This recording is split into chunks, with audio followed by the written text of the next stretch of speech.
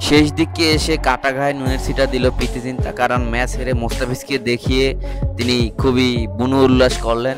সেটি খুবই দুঃখজনক ছিল, কারণ একটি ম্যাচ হেরে যেতেই পারে, কিন্তু মোস্তাফিজের যে এটি শেষ ম্যাচ ছিল তার জন্য তো তার মনে খুবই কষ্ট ছিল। এদিন 4 ওভার বল করে মোস্তাফিজুর রহমান মাত্র 22 রান দিয়ে একটি উইকেট না পেলেও একটি মেডেন উইকেট পায়, যেটি ছিল খুবই দুর্দান্ত। তো ধোনির নির্দেশে মোস্তাফিজের কাটার এবং সোলার এতই নিখুঁত এবং এতই ভালো হয়ে উঠতেছে যে মোস্তাফিজুর রহমান বিশ্বকাপে খুবই একটি দুরন্ত ফর্ম দেখাবে, এমনটি আশা করতেছে সকল মোস্তাফিজ ফ্যানরা।